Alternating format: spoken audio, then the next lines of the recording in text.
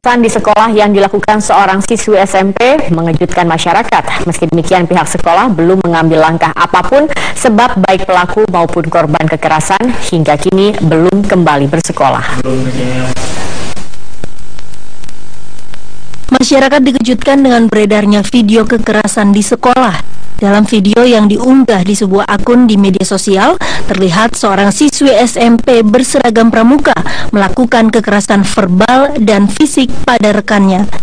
Ironisnya, kekerasan itu dilakukan hanya 100 meter dari depan gerbang sekolahnya di SMP Negeri 4 Binjai, Sumatera Utara.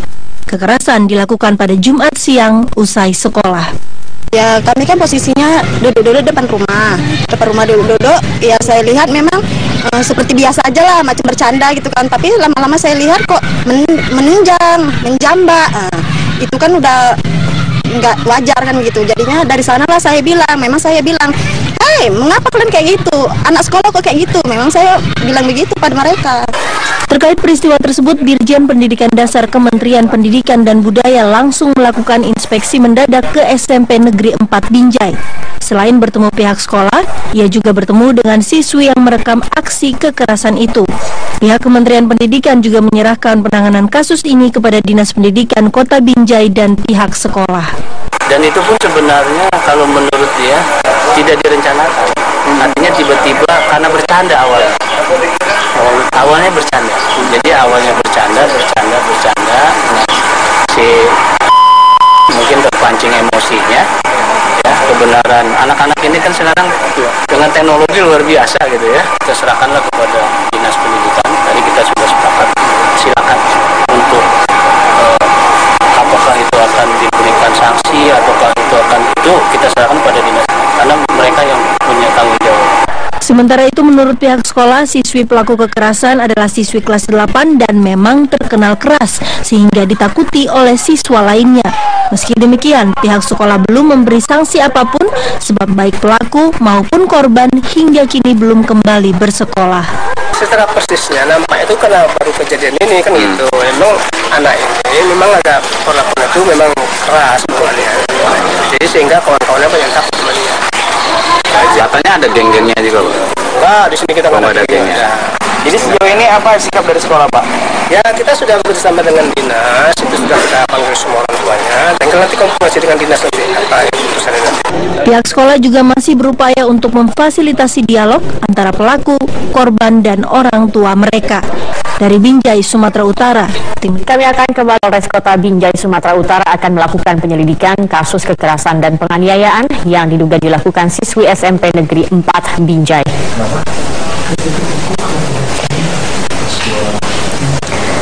Meski belum mendapat laporan dari pihak korban, namun aparat dari Polres Kota Binjai, Sumatera Utara akan menyelidiki kasus kekerasan yang terjadi di SMP Negeri 4 Binjai.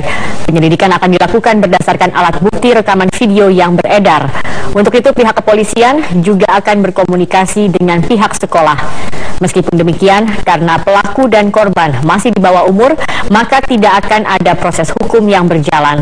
Keduanya hanya akan diberi pembinaan. Sampai saat ini dari pihak kepolisian melakukan proses penyelidikan kasus terkait penganiayaan di SMP Negeri 4 Binjai. Sejauh ini kita akan lakukan penyelidikan dan kita akan melakukan panggilan kepada pihak yang terkait, yaitu si korban dan si tersangkanya. Dari pihak korban belum ada melapor, hanya saja dari pihak sekolah sudah kita koordinasikan juga agar mereka aktif memberitahu kepada pihak orang tua korban. Dengan aturan gini itu kan masih dikatakan masih anak-anak kan, umurnya 14 tahun dan 15 tahun. Pada posisi ini kita akan lakukan penyelidikan dan apa motif sebenarnya yang terjadi. Di Ternate, Maluku Utara meletus pada pukul 7:53 waktu Indonesia bagian timur. Gunung menyemburkan debu vulkanik dengan ketinggian mencapai 1000 meter yang mengarah ke timur kota Ternate. Data seismograf di Pusat Vulkanologi dan Mitigasi Bencana Geologi, Pos Pengamatan Gunung Gamalama di Kelurahan Sangaji menunjukkan terjadi 1 kali gempa letusan dengan amplitudo 21 mm.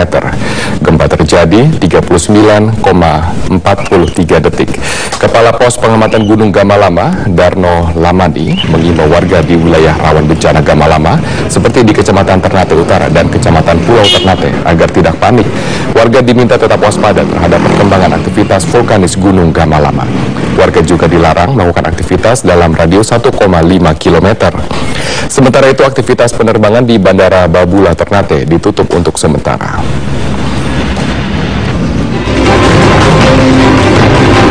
Kebakaran lahan yang melanda kota Palangkaraya, Kalimantan Tengah mencapai titik terburuk dalam 1 minggu terakhir.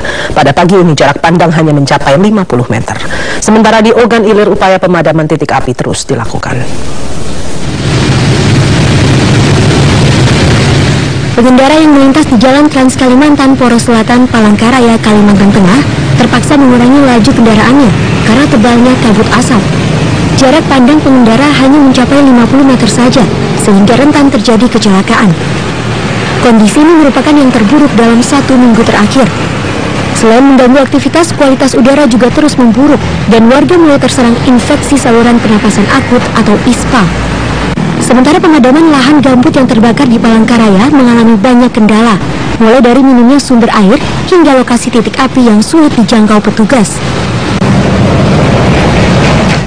Di Kecamatan Indralaya Utara, Kabupaten Ogan Ilir, Sumatera Selatan, petugas gabungan terus memadamkan puluhan hektar lahan yang terbakar di dekat jalur lintas Sumatera. Kebakaran mengakibatkan kabut asap pekat dan mengganggu pengendara yang melintasi jalur tersebut. Data BPBD Kabupaten Ogan Ilir menyebutkan ada 800 hektar lahan yang terbakar di Kecamatan Indralaya Utara. Petugas kewalahan karena 400 hektar diantaranya merupakan lahan gambut yang mudah terbakar. Hingga 7 September 2015, tim monitoring kebakaran hutan dan lahan Dinas Kehutanan Sumatera Selatan memantau ada 122 titik api yang tersebar di berbagai daerah di Sumatera. Paling banyak berada di Sumatera Selatan mencapai 39 titik. Tim Liputan Metro TV. Udara Pekanbaru dinilai tidak akurat dalam menentukan level kualitas udara. Bahkan berkembang isu status mutu udara direkayasa dari berbahaya menjadi tidak sehat. Tujuannya adalah agar warga tidak panik, dan berikut laporan kontributor Metro TV Fitra Asri Rama dari Pekanbaru Riau. Inilah alat pencatat kualitas udara di Pekanbaru. Hari ini menunjukkan kualitas udara Pekanbaru berbahaya. Nah, bagaimanakah alat ini berfungsi dan apakah benar ada rekayasa dalam menentukan status udara ini? Mari kita mendengarkan langsung penjelasan dari Kepala Laboratorium BLH Pekanbaru. Betulkah itu Pak, ada semacam rekayasa atau men-setting alat itu Pak? Iya, saya mau katakan bahwa begini. Ini hanya display ya, hanya display biasa. Sementara prosesnya bukan ada di sini, tetapi ada di stasiun pemantau kita yang ada di 3 lokasi yang berbeda. Dari 3 stasiun itu langsung datanya masuk ke server kita di laboratorium, barulah tampil ke display. Saya katakan bahwa sistem transformasi data baik dari stasiun ke server kita maupun dari server ke display itu pada dasarnya berlaku secara otomatis. Namun demikian, ada persyaratan-persyaratan di dalam alat kita yang kadang-kadang tidak bisa dipenuhi. Oleh karena itu, langkah kita adalah bagaimana supaya informasi yang seharusnya benar dari lab kita itu juga ditampilkan benar di stasiun, di display. Datanya kalau mau yang data dalam bentuk printout, silakan datang ke lab kita, dan itu semuanya transparan. Nggak ada kepentingan kita untuk mereka, nggak ada gitu. Demikian tadi penjelasan dari Kepala Laboratorium BLH Pekanbaru, Bapak Saryal. Dari Pekanbaru Riau, Fitra Istirama, Metro TV. Menteri Lingkungan Hidup dan Kehutanan juga terjadi di wilayah Sumatera bagian selatan lainnya, yakni di Provinsi Bengkulu. Api membakar lahan Bukit Jupi Kabupaten Kepahyang yang menjadi ikon kabupaten ini. Untuk mengetahui informasi selengkapnya kita bergabung dengan Gadis Biangka di Sumatera Selatan. Gadis, bagaimana kebakaran lahan yang terjadi di Bengkulu? Seperti apa kondisinya saat ini? Ya, Zelda, terdapat puluhan hektar lahan yang terbakar di Kabupaten Kepahyang, Provinsi Bengkulu.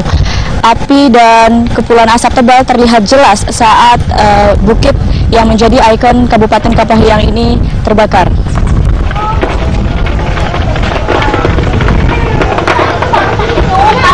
Hembusan angin kencang membuat kobaran api meluas membakar lahan semak belukar yang kering karena kemarau di Bukit Jupi ini. Sulitnya medan menuju lokasi membuat unit pemadam kebakaran tidak dapat maksimal memadamkan api sehingga api baru dapat dipadamkan petugas setelah warga membantu dengan peralatan seadanya.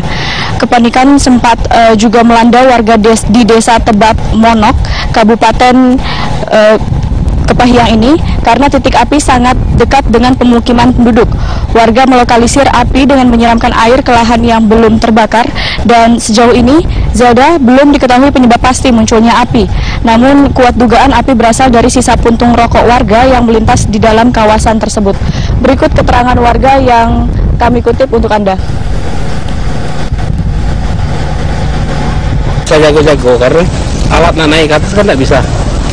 Juga karena kita nak nyiram ke ini pakai alat berat ke mobil ini BBK tidak bisa. Sulit jangkauan. Ya, sulit ini. Jangkau jalan ini sebenarnya. Jago-jago jangan sampai ke perumahan. Demikian Zelda. Ya baik, Gadis Biangka melaporkan langsung dari Sumatera Selatan.